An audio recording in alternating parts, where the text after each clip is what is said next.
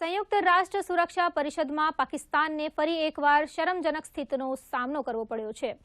પરિષદે દરખાસ્ત ક્રમાંક 1267 હેઠળ બે ભારતીયોને આંતરરાષ્ટ્રીય આતંકવાદીઓની યાદીમાં સમાવવા પાકિસ્તાને મૂકેલા પ્રસ્તાવને ફગાવી દીધો હતો। સુરક્ષા પરિષદમાં અમેરિકા, બ્રિટન, ફ્રાન્સ, જર્મની અને બેલ્જિયમે પાકિસ્તાનની આ દરખાસ્તને અટકાવી હતી।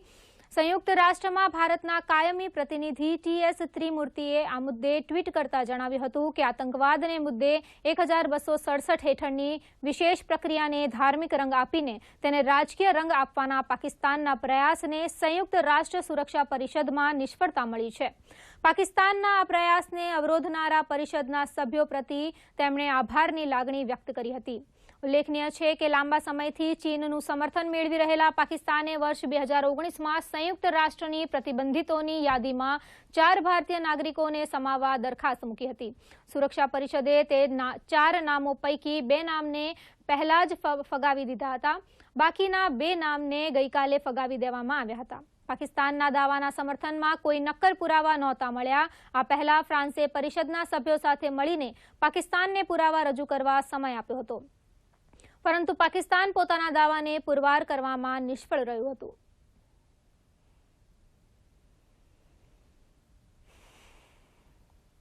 ભારત સરકારે પબજી સહિત વધુ 119 ચાઇનીઝ એપ પર પ્રતિબંધ મૂક્યો છે।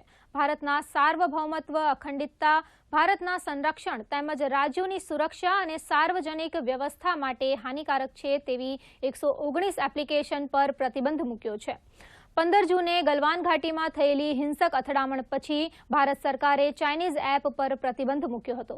ભારતમાં પબજીના એક્ટિવ યુઝર્સ લગભગ 3.3 કરોડ છે।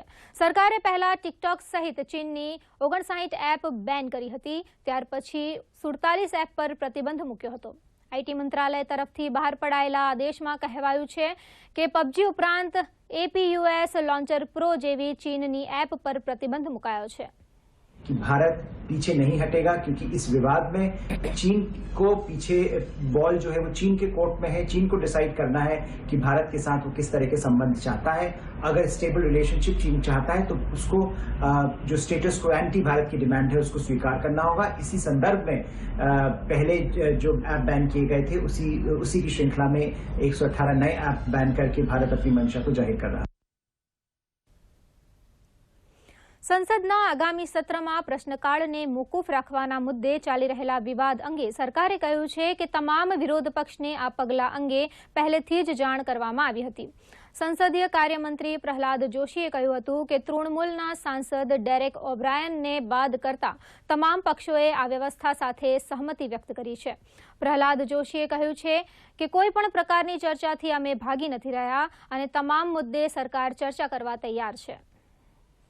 मैं स्पष्ट रूप से ये कहना चाहता हूं, तृणमूल कांग्रेस के राज्यसभा के नेता डेरेक ओब्रायन के अलावा सब पार्टी के नेता जब हमने बात की उन्होंने क्वेश्चन आवर डिस्पेंसेशन करने का, सस्पेंड करने के लिए उन्होंने एग्री हुआ है। और कई नेता, वरिष्ठ नेता ये हद तक भी कहा है ये विशिष्ट परिस्थिति है, कितने जल्दी जरूरी कामकाज निकल के आप ये खत्म कर सकते हो वो खत्म करो। ये भी सुझाव हमको अपोजिशन से मिला है। ગ્લોબલ ઇનોવેશન ઇન્ડેક્સ 2020 ને જોતા જાણકારી મળે છે કે ઇનોવેશન મોરચે વિશ્વમાં બધું જ ઝડપથી બદલાઈ રહ્યું છે। વર્લ્ડ ઇન્ટેલેક્ચ્યુઅલ પ્રોપર્ટી ઓર્ગેનાઇઝેશનના જણાવ્યા મુજબ 131 દેશોના ઇન્ડેક્સમાં ભારત 4 સ્થાન આગળ વધીને 48મા સ્થાને પહોંચી ગયું છે। માહિતી અને પ્રસારણ મંત્રી પ્રકાશ જાવડેકરે ટ્વીટ કરતા જણાવ્યું હતું કે પ્રધાનમંત્રી નરેન્દ્ર મોદીના નેતૃત્વમાં #ન્યૂ ઇન્ડિયા, #ઇનોવેટિવ ઇન્ડિયા તૈયાર થઈ રહ્યું છે। આનંદની વાત એ છે કે WIPO દ્વારા જારી #ગ્લોબલ ઇનોવેશન ઇન્ડેક્સમાં ભારતે પહેલી જ વાર ટોચના 50 દેશોમાં સ્થાન પ્રાપ્ત કર્યું છે। વર્ષ 2015માં ભારતમાં આ યાદીમાં 81મા સ્થાને હતું તો 2020માં 48મા ક્રમે પહોંચી ચૂક્યું છે। કેન્દ્રની કેબિનેટની બેઠકમાં ગઈકાલે મહત્વના કેટલાક નિર્ણયો લેવાયા હતા। આ અંગે માહિતી આપતા કેન્દ્રીય મંત્રી પ્રકાશ જાવડેકરે જણાવ્યું હતું કે ગયા સપ્તાહે સરકારમાં ભરતી માટે અનેક પરીક્ષાઓના બદલે એક પરીક્ષા રાષ્ટ્રીય ભરતી પરીક્ષા લેવાનો નિર્ણય કરાયો હતો। આ વખતે ભરતી પછીનો મહત્વનો નિર્ણય કરાયો છે। સરકારી કર્મચારીઓ લોકોની અપેક્ષા પર ખરા ઉતરે તે માટે કર્મયોગી યોજના અમલમાં લાવવામાં આવશે। ભારતમાં માનવ સંસાધન ક્ષેત્રે 21મી સદીનો આ સૌથી મોટો સુધારો છે। કર્મચારીની કાર્યક્ષમતા અને અસરકારકતા વધે તે માટે આ યોજનાનો અમલ કરાશે। બીજા નિર્ણયો વિશે જણાવતા તેમણે કહ્યું કે જમ્મુ કાશ્મીર માટે રાજભાષા ખરડો 2020 લાવવામાં આવશે, જેમાં ઉર્દુ, કાશ્મીરી, ડોંગરી, હિન્દી, અંગ્રેજી સત્તાવાર ભાષા રહેશે। લોકોની માંગણી પર આ નિર્ણય કરાયો છે। આ ઉપરાંત 3 MOUને પણ માન્યતા અપાઈ છે, જેમાં કાપડ મંત્રાલયના જાપાન સાથે ગુણવત્તા મૂલ્યાંકન માટે, ખાણકામ મંત્રાલયના ફિનલેન્ડ સાથે અને નવીન ઉર્જા મંત્રાલયના ડેનમાર્ક સાથેના MOUનો સમાવેશ થાય છે। इसके बारे में और वो प्रभावी कैसे, कारगर कैसे साबित हो, इसके लिए क्षमतावर्धन का एक लगातार कार्यक्रम चलेगा और उसका नाम कर्मयोगी योजना है। तो ये एक बेहद ही महत्वपूर्ण सुधार है और 21वें सदी का सरकार के मानव संसाधन का सुधार का एक बहुत बड़ा ये सुधार कहला जाएगा और लोगों की अपेक्षाओं पर खरे उतरने वाले अधिकारी तैयार करना इसका मूल मकसद है। Is an endeavor to reincarnate a government servant into an ideal karmayogi to serve the nation by enabling him to be creative, to be constructive, to be proactive and technically empowered. And the endeavor is also to end the culture of working in silos, as was being mentioned, and to overcome the multiplicity of training curriculum which we have because of the institutions spread all over the country, with the introduction of a common platform for uniform realization of nation's vision, uniform realization of our shared aspirations, of our shared future goals. And this way it will provide a mechanism for continuous capacity building, a constant updating of the talent pool, and also provide an equal opportunity of professional as well as personal growth and esteem of self-training for value addition at all levels. દેશભરની metro train સેવાઓ 7 સપ્ટેમ્બરથી આખરે શરૂ થશે। 6 મહિના પછી metro સેવા તબક્કાવાર રીતે 2 શિફ્ટમાં શરૂ થશે। પ્રવાસીએ કોવિડ-19 અનુસંધાનમાં બહાર પડેલી ગાઈડલાઈન અને પ્રોટોકોલનું સંપૂર્ણ પાલન કરવાનું રહેશે। પ્રવાસીઓએ માસ્ક ધારણ કરવાના રહેશે અને સોશિયલ ડિસ્ટન્સ પણ જાળવવું પડશે। ઓનલાઈન પત્રકાર પરિષદને સંબોધતા કેન્દ્રીય આવાસ અને શહેરી બાબતોના મંત્રી હરદીપસિંહ પુરીએ જણાવ્યું હતું કે 12 સપ્ટેમ્બર સુધીમાં તમામ મેટ્રો કોરિડોર ઓપરેશનલ થઈ જશે। પ્રથમ તબક્કામાં દિલ્હી મેટ્રો 2 શિફ્ટમાં શરૂ થશે। મેટ્રો સ્ટેશન પર પ્રવેશ અને બહાર નીકળવા 2 અલગ દરવાજાનો ઉપયોગ થશે। પ્રવાસી ટોકન નહીં પણ સ્માર્ટ કાર્ડની મદદથી પ્રવાસ કરી શકશે। પ્રવાસ માટેની ચૂકવણી કેશલેસ કે ઓનલાઈન કરવાની રહેશે। મહારાષ્ટ્ર સરકારે સપ્ટેમ્બરથી મેટ્રો સેવા શરૂ ના કરવા નિર્ણય લીધો છે। મહારાષ્ટ્ર સરકાર આ અંગે આગળ પર નિર્ણય લેશે। Of metro services, a decision which has been taken after very careful and very deep consideration.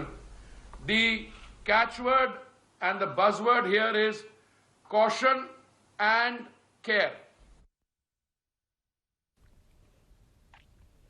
દેશમાં સરકારના પ્રયત્નોથી કોવિડ-19ની સ્થિતિમાં સુધારો થયો છે। આરોગ્ય મંત્રાલય અનુસાર દેશમાં કોરોનાથી સાજા થવાનો દર 77% પાર પહોંચ્યો છે, જ્યારે મૃત્યુદરમાં સતત ઘટાડો થઈ રહ્યો છે। મૃત્યુદર ઘટીને 1.75% થયો છે। છેલ્લા 24 કલાકમાં દેશમાં 68,584 લોકો સાજા થયા છે। અત્યાર સુધી દેશમાં કુલ 29,70,492 લોકો કોરોનાને માત આપી ચૂક્યા છે। તે સાથે છેલ્લા 24 કલાકમાં 11,72,000થી વધુ લોકોનો ટેસ્ટ થયો છે। દેશમાં અત્યાર સુધીમાં 4,55,00,000થી વધુ કોરોના ટેસ્ટ કરવામાં આવ્યા છે। સરકાર તરફથી વ્યાપક તપાસની પ્રતિબદ્ધતાના કારણે દેશમાં કોવિડ તપાસની પ્રક્રિયામાં ઝડપ આવી છે। Army chief general M. MM નરવળે આજે સવારે પૂર્વ લદ્દાખની મુલાકાતે આવી પહોંચ્યા હતા. LAC પર વર્તમાનમાં પ્રવર્તી રહેલી સ્થિતિમાં સૈન્યની ઓપરેશનલ ક્ષમતાની સમીક્ષા કરવા આર્મી ચીફ લદ્દાખ પહોંચ્યા છે. જનરલ નરવળે લદ્દાખની 2 દિવસની મુલાકાતે પહોંચ્યા છે. 29 અને 31 ઓગસ્ટે LAC ખાતે ચીન સૈન્ય દ્વારા ઉશ્કેરણીજનક કાર્યવાહી થયા બાદ આર્મી ચીફ ભારતીય સૈન્યની તૈયારીનું નિરીક્ષણ કરવા લદ્દાખની મુલાકાતે પહોંચ્યા છે. છેલ્લા 24 કલાકમાં રાજ્યમાં કોરોનાના નવા 1305 કેસ નોંધાયા છે. 12 દર્દીના મૃત્યુ થયા છે, જ્યારે 1141 દર્દી સ્વસ્થ થયા છે. ગઈકાલે 74,523 ટેસ્ટ કરવામાં આવ્યા. ગુજરાતમાં સ્વસ્થ થવાનો દર 80.82% થયો છે. ગઈકાલે સુરત કોર્પોરેશનમાં 176 કેસો નવા આવ્યા છે. અમદાવાદ કોર્પોરેશનમાં 149 કેસો નવા નોંધાયા છે. તે પછી જામનગર કોર્પોરેશનમાં 125 કેસો, રાજકોટ અને વડોદરા કોર્પોરેશનમાં 89 કેસ નવા આવ્યા છે. સૌથી ઓછા કેસો પોરબંદર અને ડાંગમાં 3 નોંધાયા છે. તો રાજકોટ શહેરમાં કોરોનાની સારવારની ઘર બેઠા માહિતી મળી રહે તે માટે કલેક્ટર કચેરીમાં કંટ્રોલ રૂમ શરૂ કરવામાં આવ્યો છે. કંટ્રોલ રૂમમાં ફોન કરવાથી કઈ હોસ્પિટલમાં કેટલા બેડ ખાલી છે અને સારવાર ખર્ચ સહિતની તમામ માહિતી આપવામાં આવશે.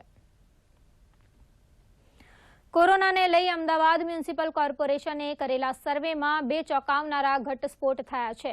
શહેરમાં બીજા તબક્કામાં 23.24% લોકોમાં કોરોના સામે લડવાની ક્ષમતા જણાઈ રહી છે. અમદાવાદ શહેરમાં હર્ડ ઇમ્યુનિટી ન વિકસી હોવાનો પણ અમદાવાદ કોર્પોરેશને દાવો કર્યો છે. ICMRની ગાઈડલાઈન મુજબ 70 થી 80% લોકો કોરોના સંક્રમિત થાય તો જ હર્ડ ઇમ્યુનિટી વિકસી શકે. સર્વે અનુસાર એક વખત કોરોના સંક્રમિત થયેલા લોકોએ વધુ સતર્ક રહેવાની જરૂર છે. સર્વેને લીધે વધુ માહિતી આપતા AMCના મેડિકલ ઓફિસર ડોક્ટર ભાવિન સોલંકીએ કહ્યું છે કે કોરોના પોઝિટિવ બન્યા બાદ 40% દર્દીઓમાં રોગ પ્રતિકારક શક્તિ ખૂબ ઓછી હોવાનું સામે આવ્યું છે. 3 થી 4 મહિના બાદ કોરોનાને માત આપેલા દર્દીઓ ફરીથી કોરોના સંક્રમિત થઈ શકે છે. દર્દીમાં એક વખત કોરોના ફેલાયા બાદ 40% રોગ પ્રતિકારક શક્તિ વપરાતી હોવાનું પણ સર્વેમાં સામે આવ્યું છે. અમદાવાદ મ્યુનિસિપલ કોર્પોરેશન દ્વારા તાજેતરમાં 10,000 વ્યક્તિઓ ઉપર બીજો સર્વે કરવામાં આવેલ છે. અગાઉના સર્વેમાં 17.61%ની પોઝિટિવિટી સામે આ વખતે માત્ર 23.24%ની પોઝિટિવિટી મળેલ છે. એટલે કે 1.5 મહિનામાં માત્ર 5.5% જેટલો વધારો થયેલ છે, જે ખૂબ જ ઓછો ગણાય છે. વધુમાં અમદાવાદ મ્યુનિસિપલ કોર્પોરેશન દ્વારા એન્ટીબોડીનો બીજો એક સર્વે એવા વ્યક્તિઓમાં કરવામાં આવેલ છે જેને અગાઉ કોરોના સંક્રમણ થઈ ગયેલ હતું. આવા કેસોમાં લગભગ 40% લોકોમાં એન્ટીબોડી લુપ્ત થયેલ હોય તેવું જણાય છે. મુખ્યમંત્રી અને નાયબ મુખ્યમંત્રીની અધ્યક્ષતામાં મળેલી રાજ્ય મંત્રીમંડળની બેઠકમાં ગઈકાલે કેટલાક મહત્વના નિર્ણયો લેવામાં આવ્યા છે, જેમાં Gujarat Gunda and anti social activities prevention 2020, ખેડૂત સહાય અને ધારાસભ્યોના વેતનમાં ઘટાડો કરવા અંગેના મહત્વના નિર્ણયો લેવામાં આવ્યા છે. મંત્રીમંડળની બેઠકમાં સમાજમાં અસામાજિક તત્વોને નાથવા માટે રાજ્ય સરકારે મક્કમ નિર્ધાર કરીને Gujarat Gunda and anti social activities prevention 2020 બહાર પાડવાનો નિર્ણય કર્યો છે. તો જે ખેડૂતોને ચોમાસામાં ખેતી પાકોનું નુકસાન થયું છે તેમને રાજ્ય સરકાર SDRFના ધોરણે સહાય ચૂકવશે.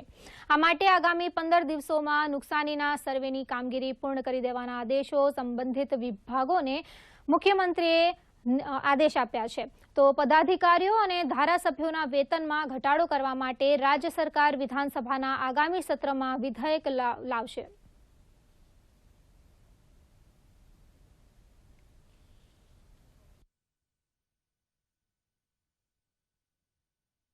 કે માન્ય મુખ્યમંત્રી શ્રી, નાયબ મુખ્યમંત્રી શ્રી, સર્વે મંત્રીશ્રીઓ, દંડકશ્રી, ઉપદંડકશ્રી, વિપક્ષના નેતા સહિત તમામ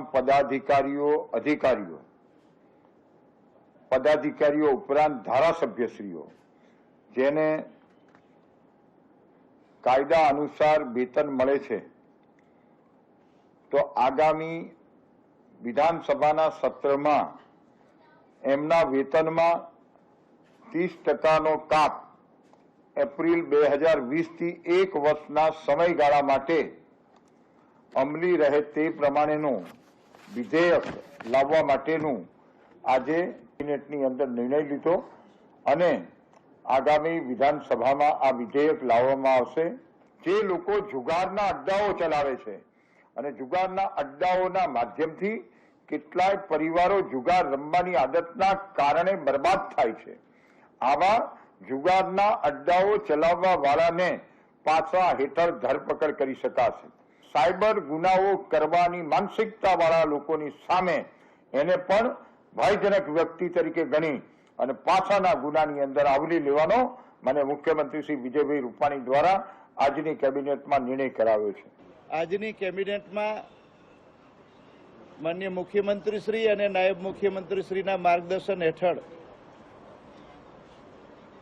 રાજ્ય સરકારે નિર્ણય લીધો છે કે આવતા 15 દિવસમાં સમગ્ર રાજ્યની અંદર જ્યાં ઊભા પાકને વરસાદના કારણે અથવા તો પાણી ભરાયેલા હોય એવા કારણે ખેતી પાકોને જે નુકસાન થયું છે, જ્યાં SDRFના ધોરણો પ્રમાણે 33% વધુ નુકસાન થયું હશે એવા બધા જ નુકસાનગ્રસ્ત ખેડૂતોને સરકાર દ્વારા આગામી દિવસોમાં સહાયતા આપવામાં આવશે.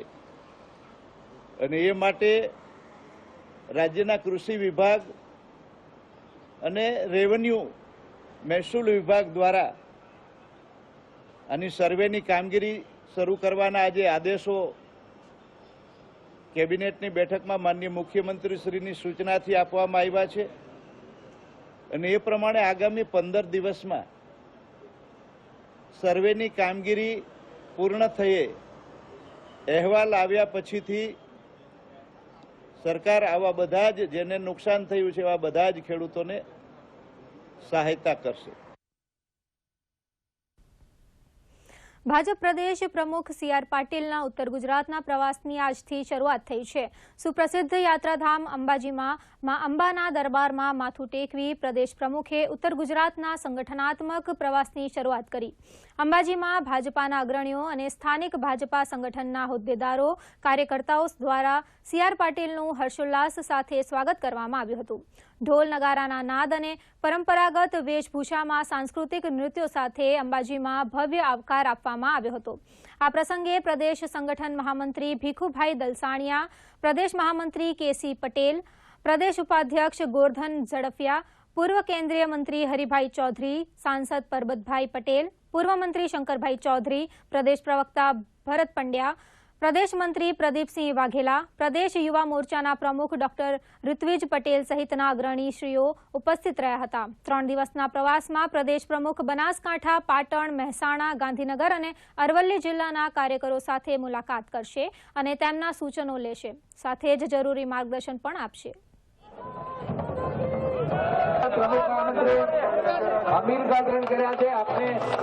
પ્રદેશ અધ્યક્ષનો હેતુ મુખ્ય ઉદ્દેશ્ય જ હોય છે કે કાર્યકર્તાઓનો સંપર્ક કરવો. અમારો પણ એ જ હેતુ છે. અમે પણ કાર્યકર્તાઓને મળીએ છીએ, કાર્યકર્તાઓ સાથે ચર્ચા કરીએ છીએ. એમની મૂંઝવણો હોય અને એમના સજેશનો હોય, એ બંને અમારા માટે આવકારદાયક છે. એના દ્વારા આવનારા દિવસોમાં રોડમેપ તૈયાર કરી શકાય એટલા માટે સંપર્ક માટે અમે નીકળ્યા છે અને કાર્યકર્તાઓનો ઉત્સાહ જોતા અમને ખૂબ આનંદની લાગણી થાય છે. RTE પ્રવેશ માટે ઓનલાઈન ફોર્મ ભરવાની મુદત લંબાવવામાં આવશે નહીં. આ અંગે રાજ્યના શિક્ષણ મંત્રી ભૂપેન્દ્રસિંહ ચુડાસમાએ જણાવ્યું છે કે વિદ્યાર્થીઓના શિક્ષણ કાર્ય પર અસર પડવાની શક્યતા હોવાથી RTE પ્રવેશ માટે ઓનલાઈન ફોર્મ ભરવાની મુદત લંબાવવામાં નહીં આવે. રાજ્યની ખાનગી શાળાઓ દ્વારા ઓનલાઈન શિક્ષણ કાર્ય શરૂ કરી દેવામાં આવ્યું છે. ત્યારે જો RTE પ્રવેશ માટે ઓનલાઈન અરજી કરવાની મુદત લંબાવવામાં આવે અથવા નામંજૂર થયેલા ફોર્મમાં સુધારા કરવાની મુદત આપવામાં આવે તો RTE હેઠળના પ્રવેશનો પ્રથમ રાઉન્ડ સમયસર જાહેર કરી શકાશે નહીં, જેથી વિદ્યાર્થીઓના શિક્ષણ કાર્ય પર અસર પડવાની સંભાવના રહેલી છે. ત્યારે RTE પ્રવેશ પ્રક્રિયાનો પ્રથમ રાઉન્ડ 11 સપ્ટેમ્બરના રોજ જાહેર કરવામાં આવશે. રાજ્યભરમાંથી આવેલી કુલ 2,04,420 અરજીઓ પૈકી 1,19,697 અરજીઓ મંજૂર કરવામાં આવી છે, તો 24,045 અરજીઓ નકારી દેવાઈ છે અને 18,890 અરજીઓની ચકાસણીની પ્રક્રિયા ચાલુ છે. હાલ ચક્ષુદાન પખવાડિયું ચાલી રહ્યું છે. ચક્ષુદાન અંગે જનજાગૃતિ કાર્યક્રમો પણ ચાલી રહ્યા છે. કોવિડ-19ના કારણે લગભગ 5 મહિનાથી શિક્ષણ કે વેપાર બધું જ કામકાજ ઓનલાઈન થઈ રહ્યું છે. અબાલ વૃદ્ધ વિદ્યાર્થીઓ સૌની આંખો સતત સ્ક્રીન ઉપર રહે છે.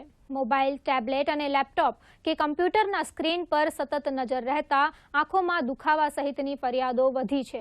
આ સ્થિતિનો સામનો કરવા કોર્નિયા વિભાગના વડા ડોક્ટર જાગૃતિ જાડેજાએ જણાવ્યું હતું કે હાલ ચક્ષુદાન પખવાડિયું ચાલી રહ્યું છે, ત્યારે આંખોની કાળજી લેવી જરૂરી છે. એવી ચક્ષુનું દાન કરી શકે કે જે બીજાને ઉપયોગમાં આવી શકે. આંખોની કાળજી લેવી ખૂબ જ જરૂરી છે. અત્યારની રોજિંદી લાઈફમાં બી એવું થઈ ગયું છે કે બાળકો સ્ક્રીનનો ઉપયોગ ખૂબ જ કરે છે. ધારો કે ઓનલાઈન એજ્યુકેશન નહોતું છતાં બી કોમ્પ્યુટર્સ પર કામ થતું હતું, ઘરે ભણવાનું ઘણું બધું, બાળકોની ગેમ્સનું રમવાનું મોબાઈલની થ્રુ થતું હતું. કે હવે સ્ક્રીનના ઉપયોગથી શું થાય છે કે આપણે જ્યારે કંઈ બી વસ્તુ ધ્યાન આપીને જોતા હોઈએ તો આંખનું જે ઝપકવાનું છે, બ્લિંક રેટ છે, એ ઓછી થઈ જતી હોય છે. બીજું, સતત ને સતત સ્ક્રીનનો ઉપયોગ આપણે ના કરાવીએ. દર 10 થી 15 કે 20 મિનિટે 2-3 મિનિટ બેધ્યાન થઈને દૂરની વસ્તુ પર નજર કેન્દ્રિત ના કરીએ. બેધ્યાન થઈને દૂરની કોઈ બી વસ્તુને જોવાનો પ્રયત્ન કરીએ, જેથી કરી આંખને રિલેક્સેશન મળે. 15 થી 20 આંખને પટપટાવી લઈએ. એટલે ધારો કે પહેલાં ના થયું હોય તો અત્યારે બી આંખના આંસુનો પડ વધારે સઘન થઈ જાય. પ્રકૃતિ આપણી માતા છે. પ્રકૃતિ તે આપણા અસ્તિત્વનો આધાર છે. તે પ્રકૃતિનું પૂજન કરવું એ આપણી નૈતિક ફરજ છે. રવિવારે અમદાવાદમાં Hindu spiritual and service foundation દ્વારા સોલા ભાગવત વિદ્યાપીઠ ખાતે પ્રકૃતિ વંદના કાર્યક્રમનું આયોજન થયું હતું. આ કાર્યક્રમ 25 જેટલા દેશોમાં લગભગ 500 જેટલા સેન્ટર્સ ખાતે એકસાથે યોજાયો હતો અને તમામ સેન્ટર્સ ડિજિટલ માધ્યમથી જોડાયા હતા. આ કાર્યક્રમના આયોજન બદલ પ્રધાનમંત્રી નરેન્દ્ર મોદીએ મોકલેલા સંદેશાનું કાર્યક્રમમાં વાંચન પણ કરવામાં આવ્યું હતું. રાષ્ટ્રીય સ્વયંસેવક સંઘના વડા મોહન ભાગવતે ડિજિટલ માધ્યમથી કાર્યક્રમને સંબોધન કર્યું હતું. કાર્યક્રમમાં વૈષ્ણવ સંપ્રદાયના ધર્મગુરુ દ્વારા કેશલાલજી મહારાજ, સોલા ભાગવત વિદ્યાપીઠના ભાગવત ઋષિ અને પ્રકૃતિ વંદના કાર્યક્રમના કન્વીનર ભાગ્યેશ ઝા પણ ઉપસ્થિત રહ્યા હતા. આ અનોખો કાર્યક્રમ પ્રકૃતિ પ્રત્યેનું ઋણ અદા કરવા માટેની પ્રેરણા આપે તેવો હતો.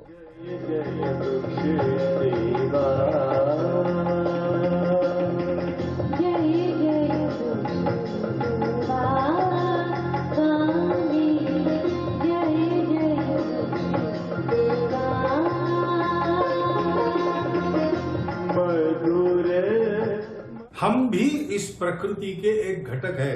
हमको प्रकृति से पोषण पाना है, प्रकृति को जीतना नहीं.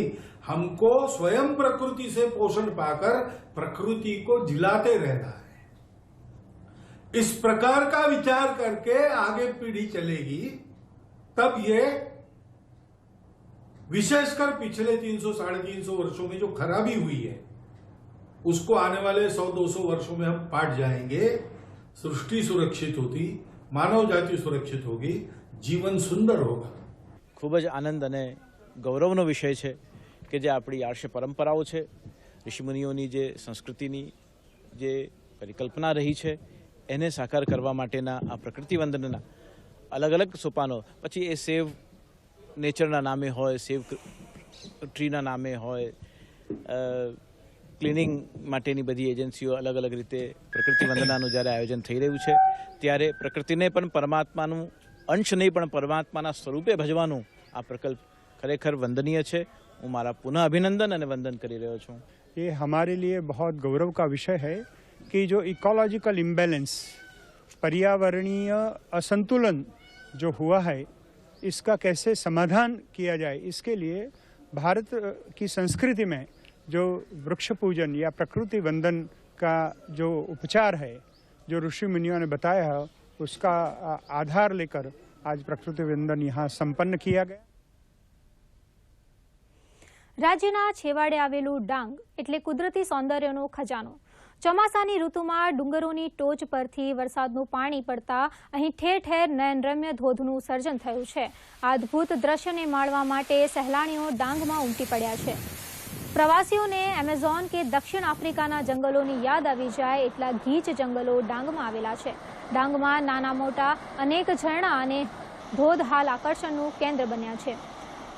હાલમાં કેશબંધનો કાકા કાકી ધોધ અને વાડિયાવનનો સીતાવન ધોધ આકર્ષણનું કેન્દ્ર બન્યા છે. ધોધ દર્શન માટે પગપાળા યાત્રાની ક્ષમતા જરૂરી છે. ધોધ દર્શન ટ્રેકિંગ કરતા સાહસિકો માટે અદ્ભુત સંભારણું બની શકે તેમ છે.